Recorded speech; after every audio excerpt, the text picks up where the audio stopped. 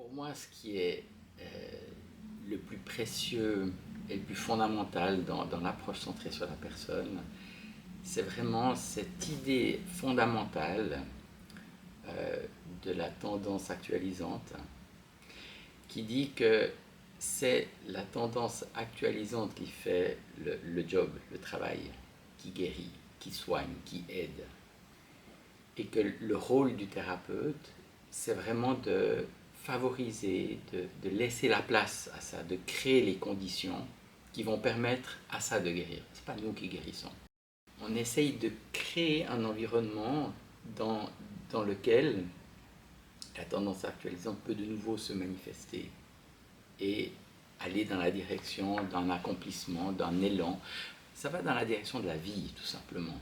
Et la vie, elle est organisée, elle est structurée, elle s'auto-organise, elle se déploie. Les caractéristiques du vivant, c'est vraiment cette tendance à croître, cette tendance à aller vers le plein potentiel, à se déployer, à exprimer la richesse et la variété de la vie. Ça guérit. Ce n'est pas nous, les thérapeutes, qui guérissons, rien du tout. On crée les conditions pour que ça puisse se faire. C'est une position fondamentalement humble.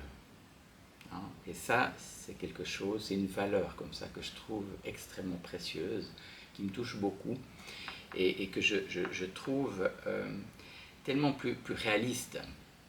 Une forme de simplicité, de complexité en même temps. Parce que c'est très simple de parler de l'ACP en fait. 5 minutes, on peut dire l'essentiel. Et on n'a pas assez d'une vie pour pouvoir réaliser la complexité de cette approche, de sa finesse, de ses subtilités, de ses interactions entre ces différentes composantes.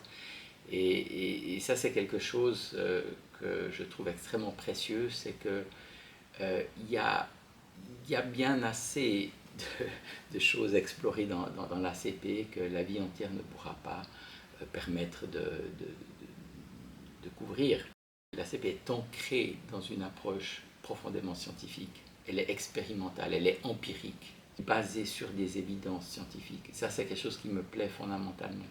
Et on peut le voir évidemment dans les recherches scientifiques, mais on peut aussi le voir dans la pratique clinique. Les évidences sont là. Quand on crée ces conditions, on progresse. Ça progresse. Ça, c'est des évidences cliniques qui sont autant valables que les évidences scientifiques.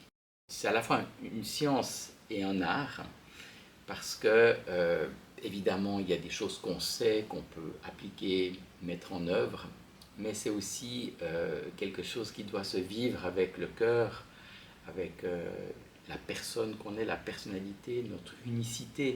Il y a aussi une dimension, je dirais, spirituelle, dans le sens large du terme, pas du tout associée à une religion, mais parce qu'on est dans quelque chose d'essentiel. Essentiel dans lequel on est impliqué complètement. On ne peut pas aider l'autre si on ne s'aide pas soi-même. On ne peut pas connaître l'autre si on ne se connaît pas soi-même.